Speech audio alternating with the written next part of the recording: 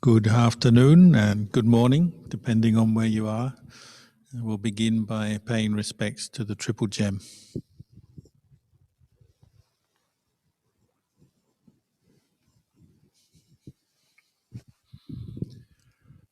Arahang Samma Sambuddho Bhagava Buddhang Bhagavantang Abhivademi.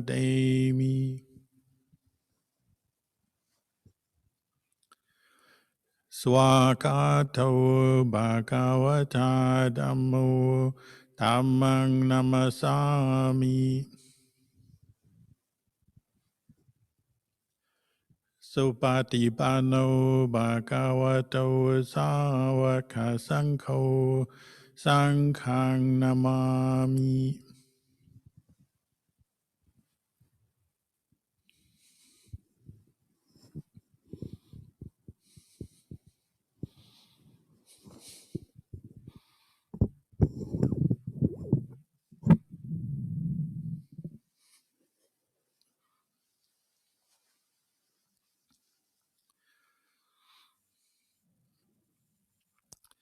So as usual, we'll begin with 10 minutes or so of quiet meditation. Try to find a comfortable posture. Keep a straight back. Close your eyes. Just notice if there's any tension in your muscles throughout the body. Try to relax. And bring your attention to the feeling of the in-breath and the out-breath.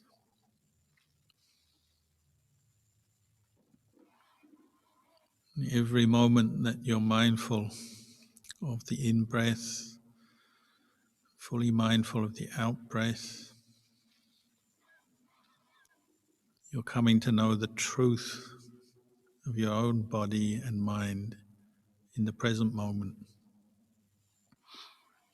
without any addition. So whether your breath is long or short, coarse or refined, just pay attention to that feeling. The in-breath, the out-breath. Just to allow it to go at its own pace and know it as it is.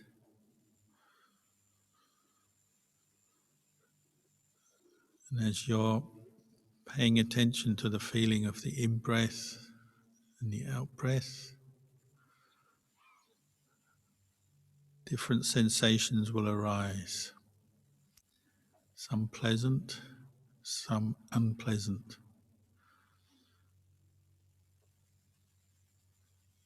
You don't need to look at anything as your eyes are closed, but you may still hear sounds. You can feel with your skin heat and cold, hard and soft. You may smell something, or quite likely different thoughts will arise into your awareness. Some will be interesting and exciting, stimulating. Some will be old habitual thoughts. Some will be random.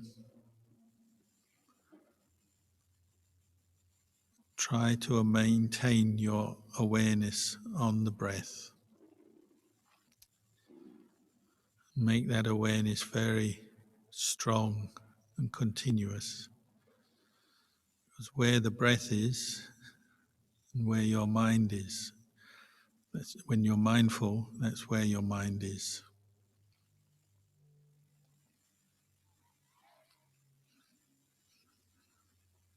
If you allow the mind to wander off, following the different thoughts or feelings that are arising, you'll lose track of where your mind is. you'll be gone.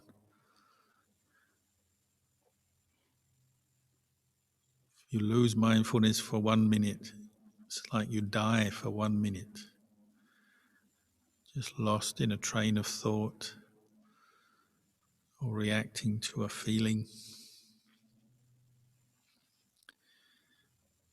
Your task now is to just know the mind with the breath, and everything else can take second place. You don't have to give much importance to all the other thoughts, sensations, feelings, memories. If they come up into your mind, you're aware, but then you let go and stay with the breath.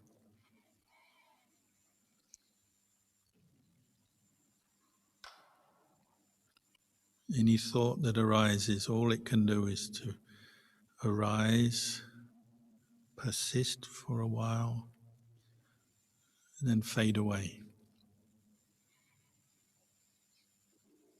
It's not real, it's not solid, it's just a thought.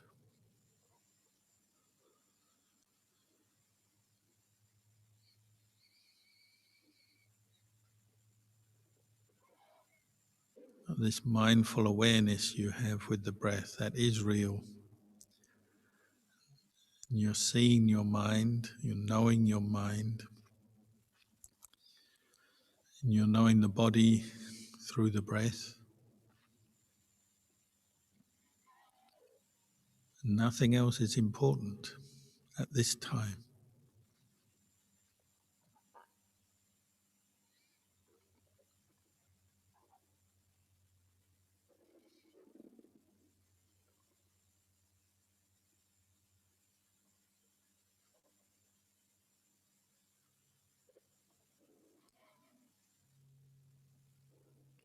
You have to keep making your mindfulness strong. Keep paying attention to the breath, dropping the other thoughts. You have to be alert. You have to be on your guard, because all the other thoughts that come up are competing for your attention. But where do they take us? They only take us to distraction or to sleepiness. When we follow all those thoughts, our mind is no longer peaceful or aware. We don't gain any real knowledge from them. We just lose our awareness of the present moment and get caught up in the story.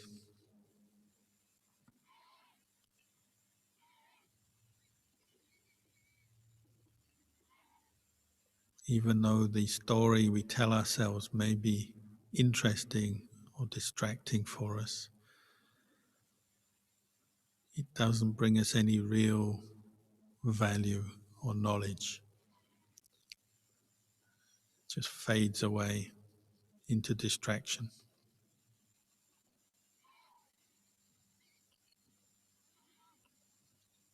Even if you're feeling some pain in your leg or your back, try to be patient. Just be aware of the breath, and if the painful feeling comes up into your consciousness, just note it. Try to be strong and not give in to the desire to move or distract yourself with thoughts about other things.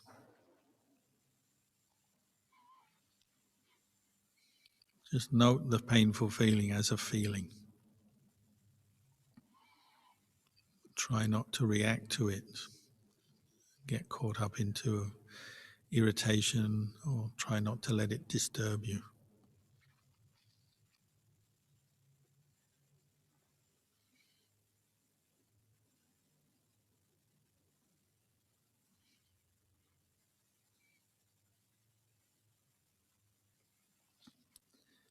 The more you can develop this mindful awareness during your period of meditation, the more clarity and peace you will experience. Your mindfulness will improve, become stronger, and the habit where your mind is pulled away by different sensations and thoughts will gradually change. And you're developing a new good habit of mindfulness, self-control, patience.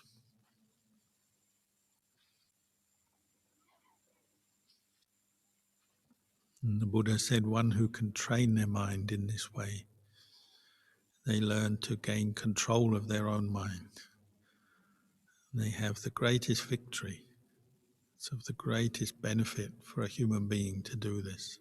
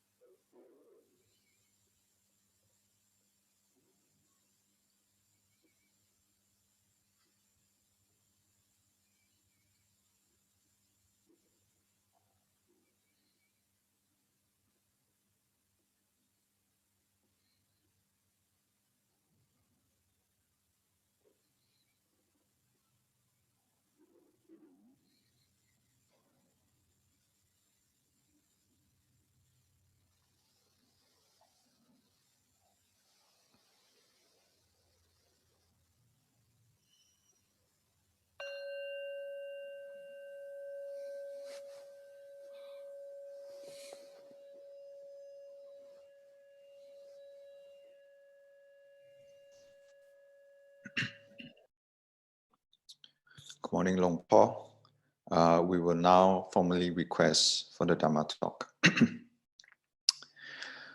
Brahma Jaloka Dipati Sahampati Katanjaliyan Iwarang ayachata Santi dasata Araja kajatika Dese tujamang Anuka Imam Pajang.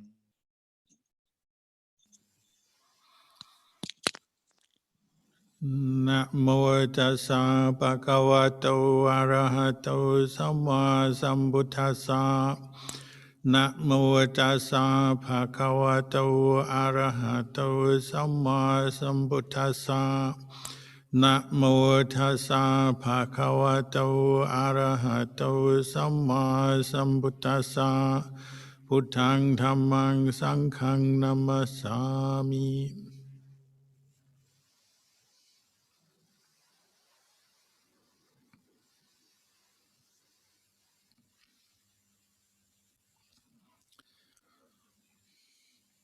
So we've been practicing together for many months now through the COVID-19 lockdown.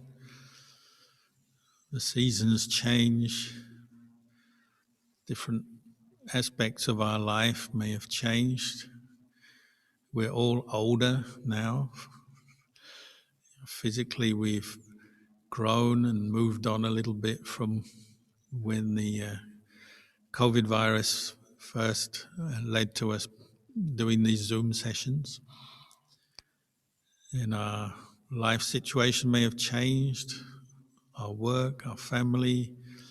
Different things have changed through many weeks and months of practicing during lockdown.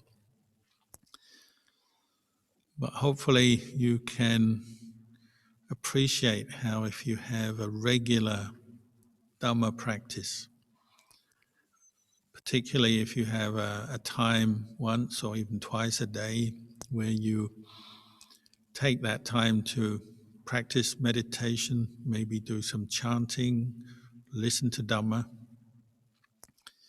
and you do that pretty much every day, regularly, through the weeks, through the months. You might appreciate that it gives you a certain anchor or solidity in your mind. It grounds you, even though the world itself is always changing. Physically, we're changing, and the society, the economy, the world around us is changing all the time. It gives you some sense of stability or being grounded if you have that regular practice. And you might also find that if it's more or less the same time every day, when it gets to that time during the day to practice, your mind, through very skillful, good conditioning that you've developed over time, your mind might quite naturally feel ready to settle down, focus on the breath or any other meditation object you use. Let go of the day's worries, plans, different sources of anxiety and agitation,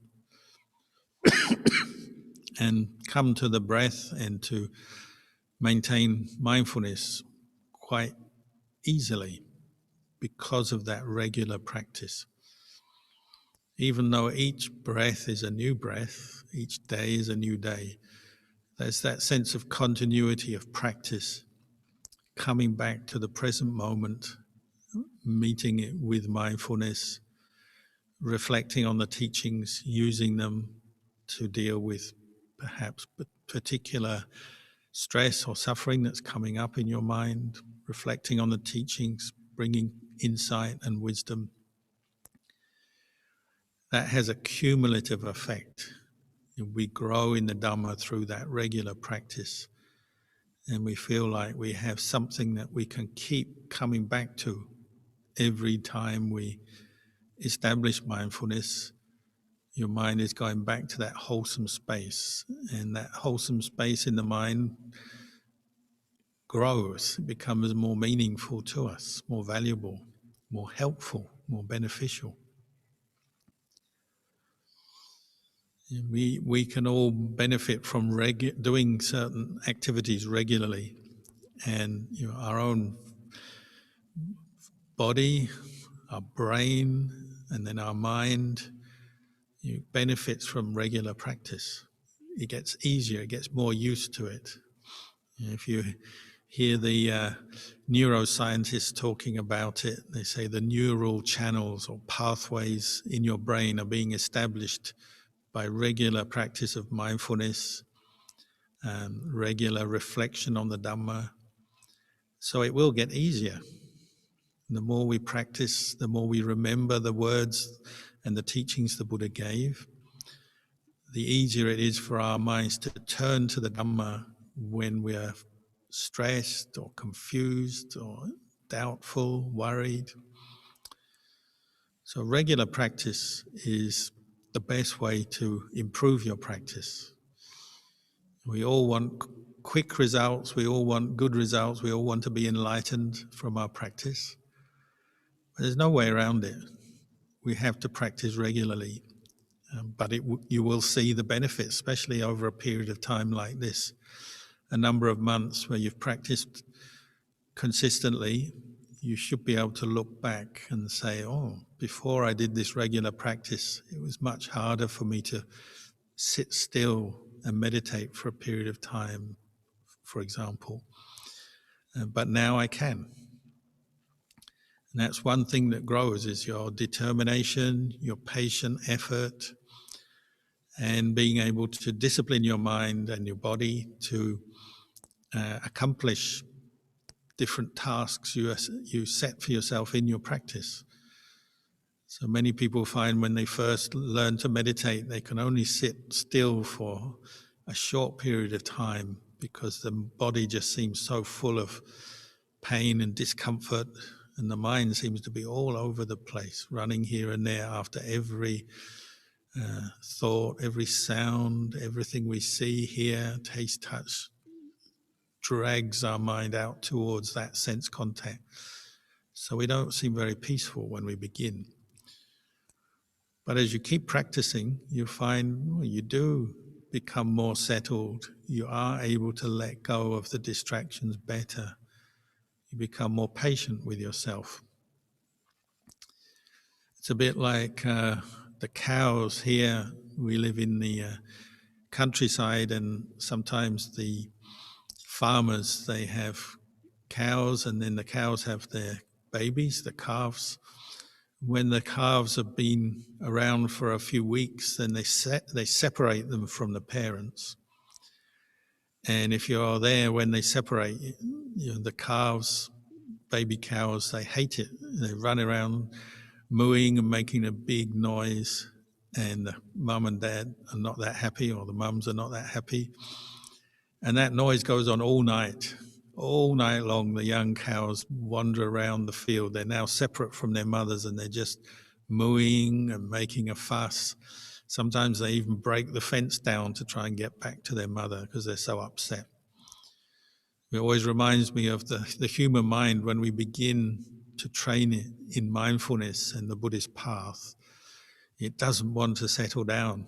It wants to make a noise. It can't accept just being still, being quiet. And this is the power of our karma, our previous karma that we've made through our lives. We've built up all kinds of attachments to people, places, experiences.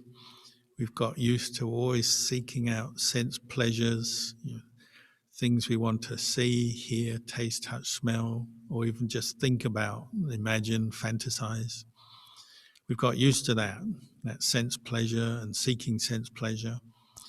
We've got used to always pushing away unpleasant things. So any pain in the body, we quickly try to get rid of it, squash it, suppress it, or distract ourselves from it.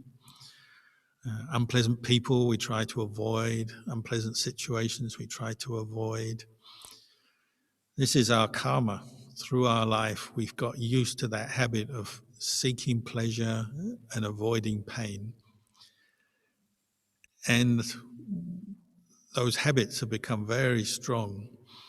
So when we come to sit down and meditate, and they show themselves, the mind, as soon as a desire comes up, you're trying to watch your breath, follow the in-breath, the out-breath, establish mindfulness, clear comprehension, but then a desire comes up. And because of karma, and particularly habitual karma, often it's a desire we've given into before. We're used to following desires, desire to get things, want things, have things, and the desire to get rid of things. This is what the Buddha called craving, or tanha. When it comes up, we tend to just follow it because we've done that so many times before. We're used to following craving. What we want, what we like, we go for. We try to get it, do it, follow it. What we don't like, we just try to get rid of it, get away from it. And that is what happens when you start meditating. As soon as there's an itch, you want to scratch. As soon as there's a little bit of pain, you want to get up, move away. As soon as your mind is a little bit restless or bored or thinking about something you don't really like, you want to get away from that way of thinking. So you try to change your thought, or you may even just turn on yourself in your meditation and say, this is no good, meditation is making me unhappy, and so on. So what you find is if you do practice regularly, this ability, the strength of mind improves, and it helps us to see craving as craving, as it is, which is different kinds of desire, sensual desire, desire to become, desire to get rid of. You can see craving, as it's arising, the more you practice, because you become clearer in your own mind. And hopefully what you find is your mind starts to incline more towards peace rather than the discontent, the agitation of craving, because that's all it stirs up, is more discontent, more craving, more craving. You know, the Buddha compared craving to an endless river. Nati danha samanati. There's no river as long as the river of craving. So as long as you keep following it and falling into it or falling under its power, it never ends, never stops. So it's constantly agitating the mind. I've got to have this, I've got to get that. I want to get away from this because I don't like it.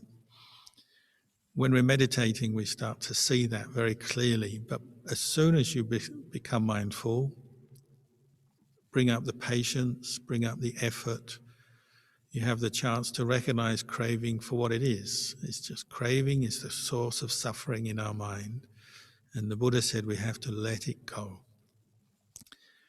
So instead of following the old karma, the old habits, and just following craving all the time, following every desire, reacting with liking and disliking, as we meditate, our understanding improves where we can see craving as the cause of suffering, and it's the craving that we have to let go of to become peaceful. In the old days, when we weren't very mindful, to become peaceful, we thought we had to actually follow the craving and try and get what we want or get rid of what we don't like to be peaceful.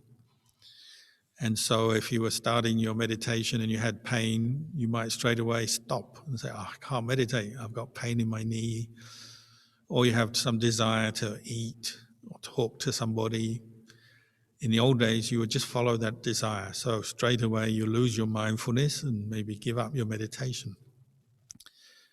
But if you've been practicing regularly for a while, your endurance, your patience, your strength of mindfulness is improved. It gives you that chance to just note craving and to catch it before you follow it and indulge it, and know it for what it is. Craving. I've seen this before. I don't have to follow it. So the desires may still arise, but now you're looking at them differently. You're looking at them from a place of wisdom and understanding more and more. Of course, there are always different types of craving which still catch us out, annoy us because we gave into that desire. We have to accept that. We're not yet perfect. But as we're practicing, hopefully you can experience sometimes where you are mindful enough, clear enough to recognize craving arising. And this insight, seeing craving as the cause of suffering, and then letting it go, not getting involved with it, not following it, not grasping onto it, that insight is exactly the same as all the enlightened teachers have had since the Buddha up to the present day. No different. It's one of those insights that human beings can have. And the Buddha said actually being born as a human being is of great benefit, because the human realm is a perfect laboratory for understanding craving as the cause of suffering and then abandoning it. Because we have the chance to see craving every day in ordinary situations.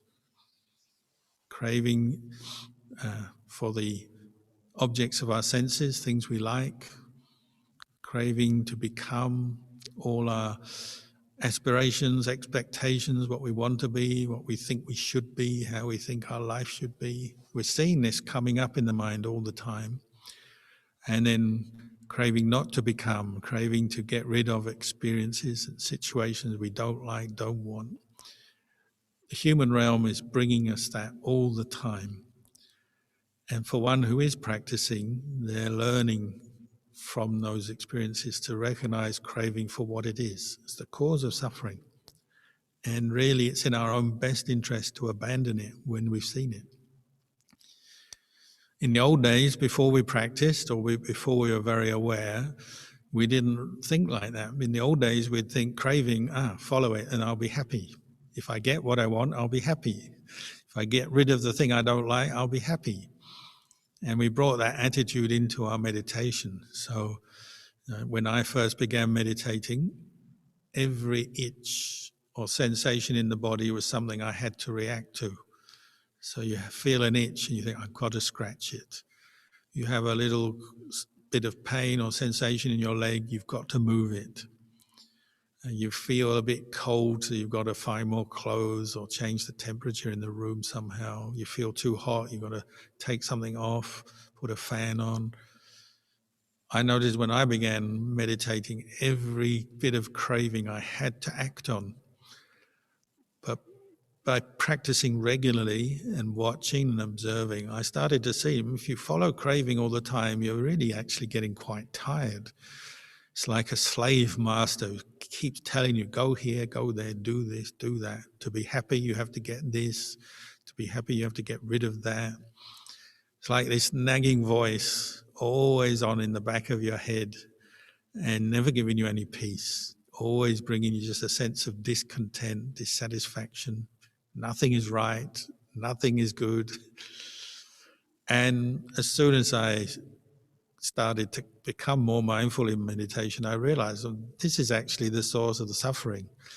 Not the pain or the things of the world, but just that craving that links your mind to the experiences of the world that you have through your senses. The way you react, the way your attitudes come up, the way you think and look at things, that's actually the source of suffering more than the experiences themselves. And you learn that because as you meditate, you realize, if you've decided today I'm going to set aside time to listen to Dhamma or meditate for 30 minutes or 1 hour, you've already made that decision. So you've probably cleared away all other engagements and appointments and activities, unless it's an emergency. There's nothing else you have to do. So you've already done the groundwork. So once you're meditating, any desire that comes up, it's not that important. If any thought that comes up, say you have the thought, I want to eat. Well, you've either eaten already or you've already made your plan, I'll eat at a certain time later today. During the meditation period, you don't need to eat. So, for example, when the desire for food arises, you just watch it. And you're not going to die. Just by not eating for half an hour, you're not going to die. Letting go of the various desires for food, thinking about kinds of food, what you like, etc. You are not going to die, you're not going to suffer, you're not going to miss out simply by setting aside those desires during your meditation. So most people find they can, at least sometimes. Desires for all kinds of things come up, sense objects, desires for things we want to have. We can afford to just let them go because we've already allowed ourselves this time to practice letting go. So craving is already put into perspective. Of course, when you meditate, there's many kinds of craving that are very kind of annoying and stubborn and keep coming back, and you let it go once and it'll come back again. So you have to be very patient with that. But what's important is the attitude and the insight, seeing this craving is a cause of suffering. It's something that I should let go of. It can be let go of. I'll put effort into letting it go. Even if it does re-emerge, it comes back. I know how to treat it. I know what I have to do with it. It's very important to get this understanding right in the beginning of your meditation. That craving in all its forms is to be abandoned because it's the cause of suffering. And most people find that's quite reassuring because, of course, craving comes up often, sometimes in very powerful emotional waves, sometimes in just niggling small ways. But if you have the right attitude and that you're training yourself to recognize craving for what it is, then you feel at ease because you know what it is, you know what you have to do, even though the task may seem quite a big task and quite daunting. It's like, oh, when am I going to finally drop this craving? But at least you know what you have to do, how you have to practice. You have the right understanding, the right attitude. That's a great step forward. And that only improves from not just right understanding, but into the actual right practice of learning to let go of craving. And I'm sure many of you participating today and on other of our sessions will have already passed through all kinds of cravings and recognize already that you can let them go. Whether it's just the desire to scratch an itch that you've ignored and you didn't scratch, you didn't move, you just ignored it until the itch went away, or the desire to go and get a snack or have a drink when you don't really need one, or the desire to think about certain things. Another big form of craving that comes up that as soon as we sit down to meditate is often stimulated is various kinds of aversion, or craving not to become, or craving to get rid of certain things. Straight away it may come up in your mind. As you're sitting there, your mind goes to its base level, its kind of default mode. And so if your default mode from the past has been one of negativity, irritation, blaming, judging, anger, ill will in one way or another, well, often as you start to meditate, that's what pops into the mind, because it's your base level. It's what you've been cultivating consciously and unconsciously, maybe for many years. And your mind just slips down to that level quite quickly. But now, as you're meditating, you see it. You see that kind of negativity as it is, as craving. And this is what the Buddha is encouraging us to do, is to develop that clarity and insight to recognize craving as craving.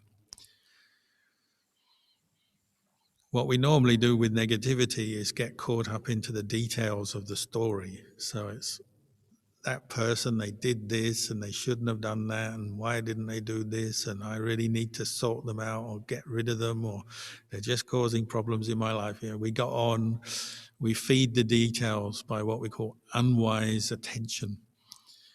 When we're not mindful, when we're not recognizing craving as craving, then we get caught up into the story, the details, with unwise attention, and we feed it. So we're sitting there meditating, remembering the Buddha, bringing up mindfulness, but that's only what we've told ourselves at the beginning of the meditation session. But actually we can spend 30 minutes thinking how much we hate somebody, or how much we want to get rid of them, get back at them, or hate ourselves if we're angry with ourselves, angry with something. We can spend 30 minutes doing that. And it can actually be quite energizing. People find if they let go of their anger, often they have a lot of problems with sleepiness because they just become drowsy. But while they're angry, they're not sleepy, they're very stimulated. So it can be very stimulating and very easy for the details of that particular problem in your life that is causing this anger and ill will. They take over the mind, and we can think about it, remember every detail. When you ask people, what did the monk teach today in the Dhamma talk? The monks give you a nice Dhamma talk with a lot of good information and encouragement, and people say, I don't know, I can't remember, it's all gone from my mind. But then you say, well, in your meditation, what were you thinking? You say, oh, today I had so much anger. You say, well, what are you angry about? And they say, oh, I was angry about this person because they did this and they said that, and they've got all the details there in their mind. So clear, so familiar, because they've indulged it for so long, so many times. And yet the good stuff, the Dhamma that they heard, didn't register maybe. That's a very common thing. When the mind is exposed to good things, mindfulness of breathing, listening to the Dhamma, spreading thoughts of loving kindness, it kind of disappears very quickly. But when we're exposed to what we don't like, and it stirs up anger, ill will, we remember every last detail of what's been said and done, and who and where and when, and we become like a kind of a detective or a lawyer or something, and we've got our case, why we should be angry and what they did and how they should be punished. Strange that, isn't it? With the details of unwholesome dhammas, we store them, we remember them. With the wholesome dhammas, it's harder. Why is that? Oh, it's because of karma. We've been used to holding on to ill will in the past, so we're good at it. We've been not so used to holding on to the Dhamma and reflecting on that, so we're not so good at it. And this is why we practice. It's the same with greed, isn't it? The things you're greedy for, you remember every detail, every beautiful detail, every lustful detail, every detail of the thing you like. You've got it there in your mind. You can fantasize about it all day. So people do. They spend their meditation time, instead of establishing mindfulness and letting go of craving and seeing craving and letting it go, they're with their desire, their greed, their desire for things, their lust. And they can spend 30 minutes imagining all the pleasures of the world, keeping themselves quite occupied and interesting. All the details are there. Just the same with anger. It can be very stimulating. Strong greed can keep you up. So you hear people say, oh, I can meditate for many hours when I've got greed because I'm so stimulated, I just keep going and going, thinking about the thing I'm greedy for. Or the same with anger. Like monks say sometimes when we do our all-night meditations, they say, oh, I can sit up meditating all night long because I'm so angry, I'm so energized. But when the mind becomes calm and relaxed, it's with the breath, sleepiness. So this is part of the trick, or the allure of craving is, it stimulates us. And sometimes we like that stimulation, even for negative things, troublesome things, different forms of suffering. We find suffering can be stimulating up to a point. We're not yet seeing beyond it. This is where the Buddha said we have to develop right view, right understanding, and see beyond the initial stimulation of craving. Because craving, it's we feel when we're following craving, we're doing the right thing. We're going to get what we want, get rid of what we don't like so that we're free from it, get what we want so we've got it. It tricks us. We have to look beyond it. So the Buddha gave lots of description of what craving is really like. So the easiest one is it's like fire. It burns you up because you're never at peace. You're never cool when craving is working. So you have to introduce this new way of looking at your own mental experience as you meditate and say, I better be suspicious or careful around this craving because it's leading on to fire. It's burning me up. It's leading to mental agitation, distress, suffering. I may not have seen that yet, but I better keep on my guard just in case it's true.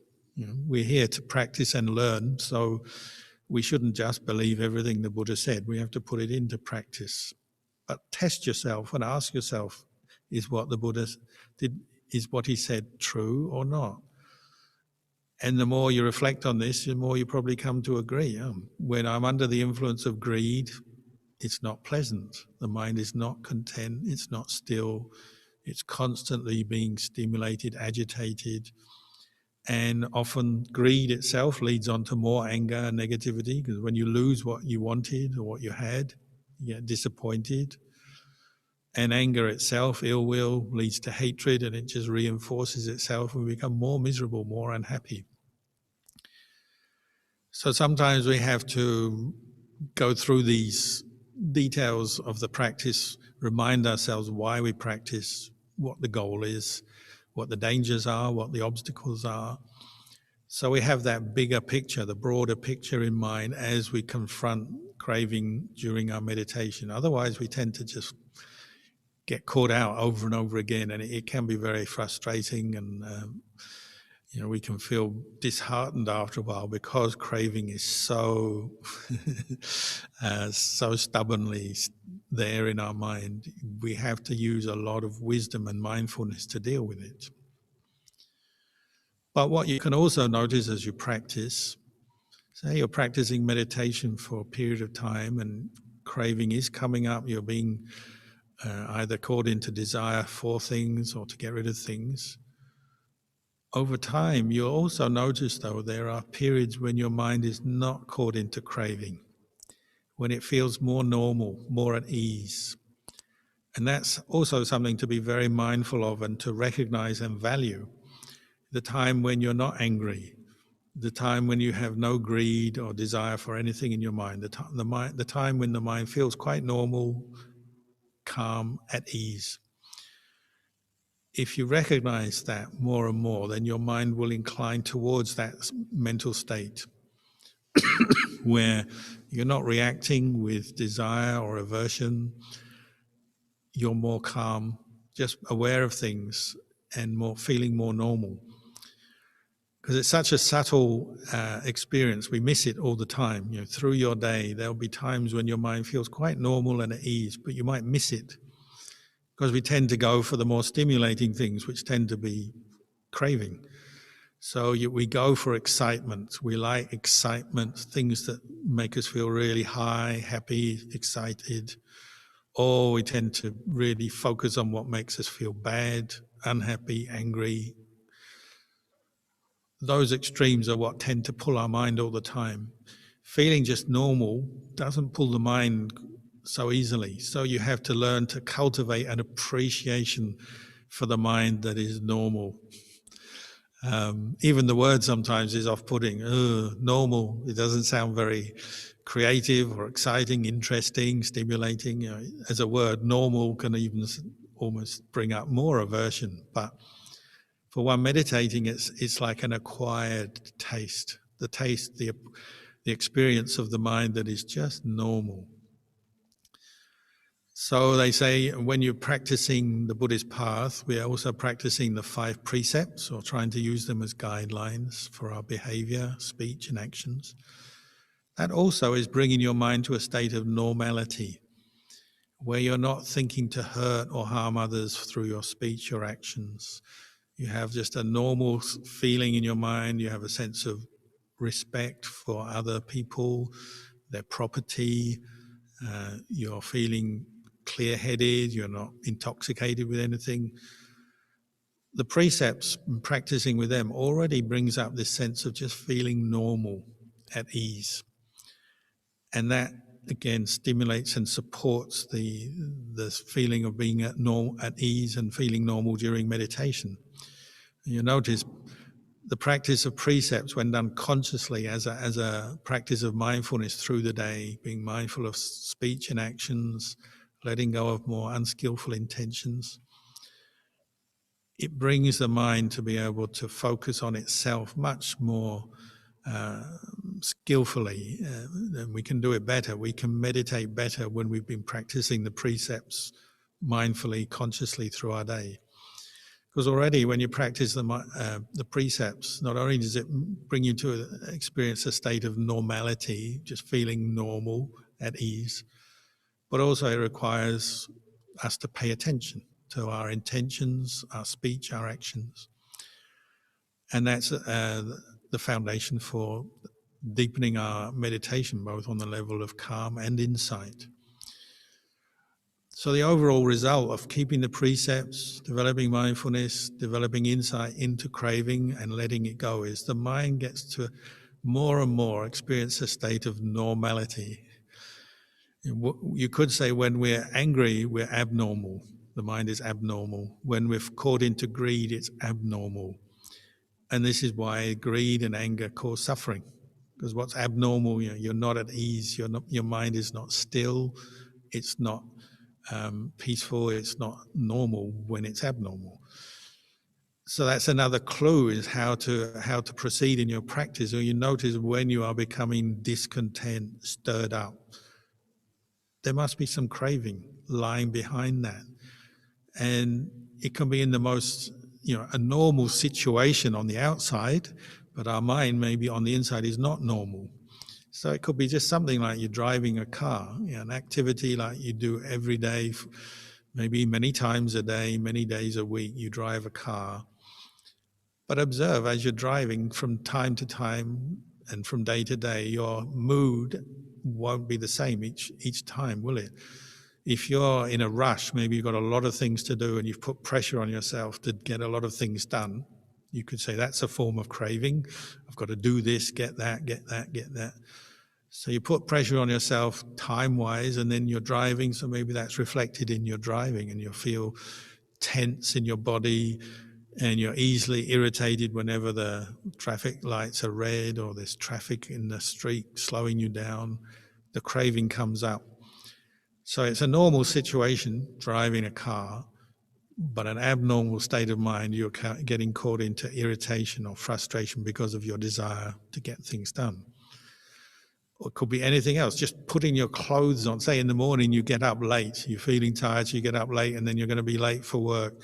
So you put your clothes on fast and then you whatever it is, you zip something up and make a mistake, or you're putting your buttons in wrong, or you pick the wrong piece of clothing up too fast, try and put it on, maybe even tear something or break something, or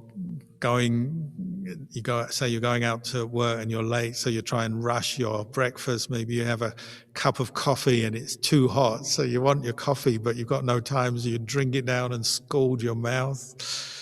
Or throwing the food inside too quick so you don't feel comfortable in your stomach and it's stuck in your windpipe, and all kinds of things happen in a very normal situation, but your mind is not normal because of some form of craving. Or like when somebody criticizes you, say you're at work and you're in a normal situation, you've done a task, done some activity, and then there's feedback from your manager or your colleague or somebody, a customer, and maybe it's negative feedback. Suddenly your craving is stimulated. So it's a normal situation, you're normally there at work doing something, but then you've got this abnormal state of mind that's being stimulated by some criticism. So you have maybe aversion or fear even, or anxiety. That's how it happens, isn't it? Normality is on two levels. It's on the outside, the normal situations we're in, often very regular normal situations. But then on the inside, and often the mind is not normal when we fall under the sway of craving. So it's in our own interest to learn to be more mindful and recognize craving so that we can deal with it effectively. So if, say, in the situation where somebody is criticizing you, giving you negative feedback, it's always the place to practice is start with mindfulness, bring up the mindfulness at that moment. So it's always good to pause, before you say something or do something, just pause to assess, to become mindful, what's going on here? What are they saying? What are the words? What are the meaning? Is it true? Maybe it's true, and you have to honestly accept what they're saying is true. Be observant of craving arising. I don't like them saying this, but at the same time you have the Dhamma because you are being mindful and reflecting. It's true. So you allow the cravings to subside by bringing up the awareness of truth in that situation.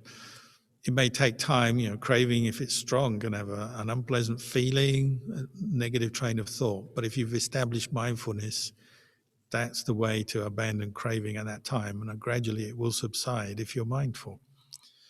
If you're not mindful, well, you tend to just react with your sense of self, your aversion. They've criticized me, I don't like it, I don't want it.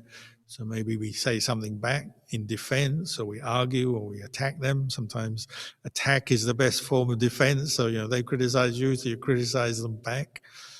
Or whatever it may be, we give in to the craving, it only makes things worse. Probably damages the relationship with that person, damages our own mind, we feel more hurt, more upset, and the whole process lingers on longer and maybe affects us for many hours or even days. So it's in our own interest to practice mindfulness and become more aware of craving. And we do the intense practice when we're meditating, really learning to observe our mind, recognize craving, see what it does, see how we can let go of it.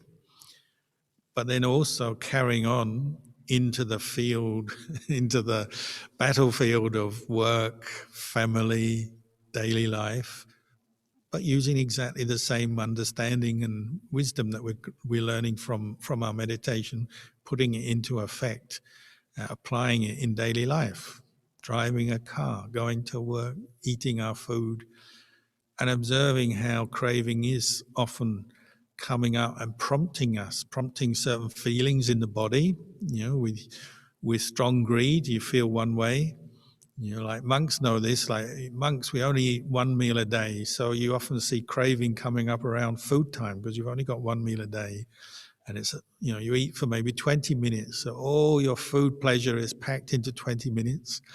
So I know, not so much senior monks, they've learned how to manage their craving and let go of it, but maybe new monks, sometimes you see them, they're facing all this food, and people are very generous, very kind. They often bring very nice food to the monastery, and they're looking at this food. There's the smell, the look. They haven't tasted it yet, but there's the anticipation. And some monks even get tears in their eyes, just the craving swelling up. Oh, I got to eat, and it looks so nice. I'm going to enjoy that. Can even bring tears in the eyes, saliva in the mouth. So craving also has its physical basis. In the same way, aversion. If you, again, with food, say in a monastery, when people are on retreat, you see this sometimes. When we have a retreat, you might have 100 people. The food tables are there. They've provided enough food for everyone, but as more people take their food, the amount is going down. Some people get agitated. Are they going to get enough food? Are they going to get what they want? And occasionally you see somebody making a grab for it. They were queuing up mindfully, but then the craving comes up and there's the last piece of cake or the last this or the last that. And so they break ranks and they run and pick up that piece of food, get it on their plate because of craving. So craving and aversion come up. If they don't get what they want, people can become annoyed. They didn't get the last piece or the piece of food they liked. Aversion comes up, or they get what they want. The desire comes up to rush for it. So craving will manifest both in the mind and then in our actions, our speech. It's conditioning us in multiple ways. And so strong craving comes up strongly. Strong feelings, can promote strong actions, both aversion and greed. This is where we're learning. And sometimes we have to learn through the suffering. Craving, we've given into some craving, but then we see the suffering that brought with it. So you only learn after the event, and then you're trying to establish awareness for the future. To prevent further craving overtaking me, I'm going to establish discipline, more mindfulness, certain rules for myself, be more careful with my behavior, and so on. This is the way we go. The learning comes first, seeing craving and then seeing its result. And then you're motivated to try to abandon craving before it even takes over your mind or conditions your actions. So in the example, going back to food again, you might learn to make rules for yourselves. I'm going to stay in the food line, whatever's there, whether it's there's enough for me or some of the food I like is going to disappear before I get to it. I'll be with that. I'll accept that, because there's always enough food. It's just you may not get exactly what you like. Monasteries are good places for practicing like that, whether you're on retreat or you're actually a monk or a nun. You learn a lot about yourself because you're seeing craving come up in these very ordinary situations. Like one time, many years ago in Thailand, we had the practice, you couldn't choose your food for yourself. In the monastery, lots of nice food was offered every day, but other monks would get up and they'd receive the food and they'd just scoop it into everybody's bowl equally, going down the line. So if you have a line of monks, 10 monks, 15 monks, their bowls are put out, and the organizing monks would get up, they receive the food, and they come down the line and they just scoop one scoop into each bowl, and you get no choice. But occasionally there'd be a monk who didn't want something, or he wanted something more, and he'd just give in to his desires. And no, I don't want that. Don't give me that. Or I do want that. You missed me. You didn't give me that. Very occasionally you'd see that reaction, and you see, craving is like that. Prompts us to break ranks or say something when we were practicing mindfulness and not speaking. It affects us like that. Sometimes it's funny, sometimes it gets a bit challenging and difficult.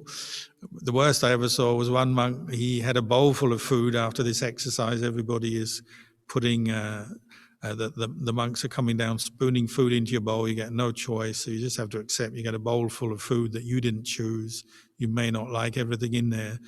So when it came time to eat, he looked at his food, he didn't like it, so he just picked his bowl up and put it upside down, and all the food went on the floor. He was so upset and he stormed off. Everyone felt sorry for him, but you could see the power of craving. It can be like that sometimes. Not getting what we want, getting what we don't want. Could be at work, could be traveling, could be at home.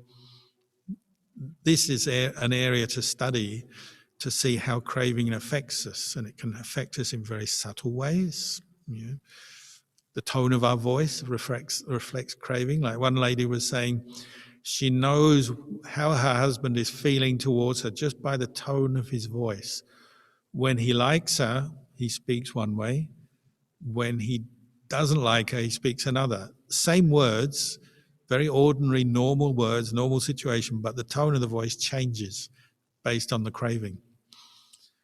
This is the kind of insight, understanding the Buddha was helping us to, encouraging us to develop. You know, often it is very normal situations, but your underlying state of mind is reflecting the craving, and it will condition you, how you feel physically, what you say, what you think, what you do, and it's also affecting other people.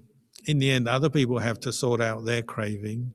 You know, they have to be responsible for their practice. You can have compassion and support them, but they have to learn as well. And we have to do it for ourselves.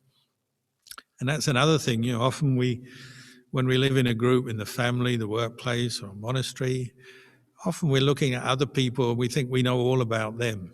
Oh, they've got so much craving for food, or they sleep too much, or they talk too much, or they're greedy, or they're always getting irritated and annoyed. We know all about other people and their craving, even though we don't really know, but we think we know, we assume we know.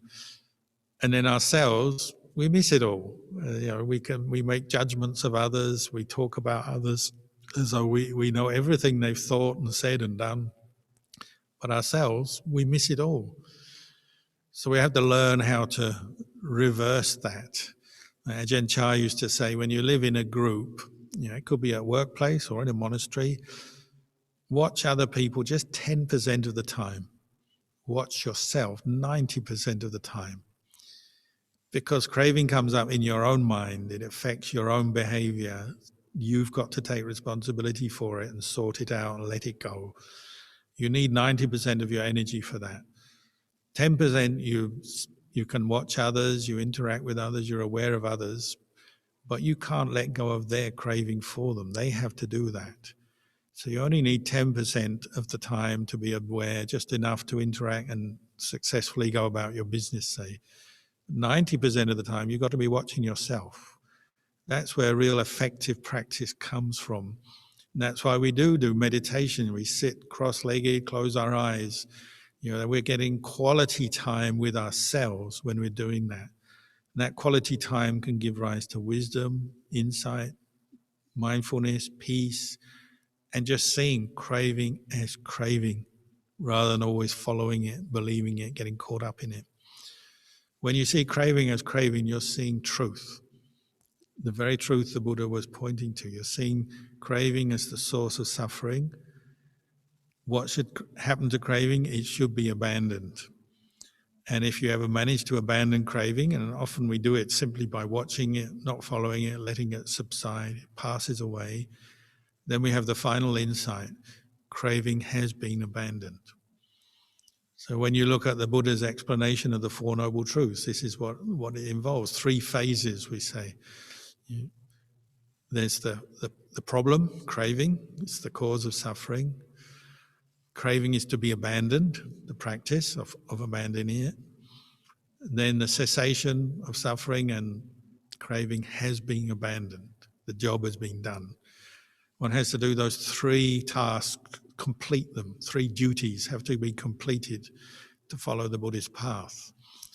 And that's what we're learning in meditation, to recognize craving, abandon it, and recognize it has been abandoned. When you abandon craving, it brings you to this state of normality or normalcy. Sometimes we think meditation and Dhamma practice should bring us to some very exalted state. I should be blissed out. I should be head up in the stars, in the heaven realms, floating. We can't help but think like that. And we've heard maybe stories and teachings that seem to back that up. But actually, one who's seen the Dhamma, really their mind is just in a state of normality. They understand craving as craving. They know what it is. So they abandon it because they know if they hold on to it, they'll suffer. And if you know craving is the source of suffering, you don't want to suffer, you will abandon it. So they've done that, and their mind is normal. So they're always in this state of normality, even if the world is in chaos. There's pandemics, there's global economic crisis, there's wars and conflicts, all kinds of disturbances, or if one's physical health is in meltdown. All of that we would say is external. The important thing is keeping internally the right view, to recognize craving as the source of suffering and abandoning it. And one who does that, their mind is in a place of normality. The other day we were talking about how, like in northeast Thailand, you might say that in the last 100 years, it's the part of the world that has produced the most noble ones, enlightened beings, monks, nuns, men, women, who have realized the 4 stages of enlightenment: stream winner, once returner, non-returner, arahant. Northeast Thailand has produced many, many very good disciples of the Buddha. Luang Por Man and his disciples, Ajahn Chah was one of them. But at the same time, Northeast Thailand is bordered by Laos and Cambodia, and a little bit away is Vietnam, China as well. And through particularly, as we know, 50s, 60s, 70s, there were civil wars, communism came into those surrounding countries, and a lot of the monks had to disrobe, disappear. Buddhism struggled in those countries. Luckily, it didn't completely disappear, but it struggled. But in northeast Thailand, Buddhism managed to stay strong. The faith of the people was strong, the practice was strong, and some amazing teachers were produced right side by side with these civil wars that were going on. Like in Ubon, where Ajahn Chah used to live, Ubon had a big air base with Americans stationed there, and they go off and bomb other countries.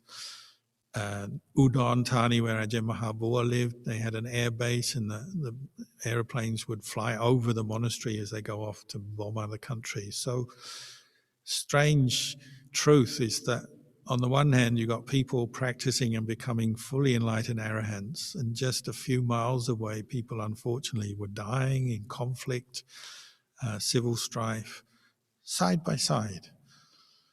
So those enlightened ones, even though they were exposed and aware that there was armed conflict going on, it affected them directly, indirectly in some ways. But that didn't shake their practice and didn't shake their right view. They still had right view, clarity. They understood what craving is. Craving is to be abandoned.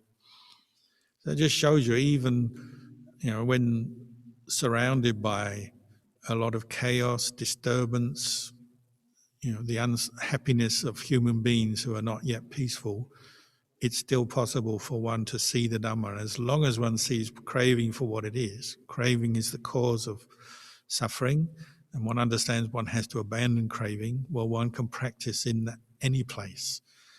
Whether you're on the edge of a war zone or in a place of pandemic or economic collapse, one can still practice. The important thing is to establish this right view, the Four Noble Truths. Suffering, craving is the cause of suffering. Craving is to be abandoned through the practice, and the cessation of craving, the peace of the mind free from suffering, is to be experienced. So for today, maybe I'll say this much in the Dhamma talk, and the time we've got left can leave over for some questions perhaps. Andamayang Dhammakataya Satu Karang Tatamase Satu Satu Satu Anumodami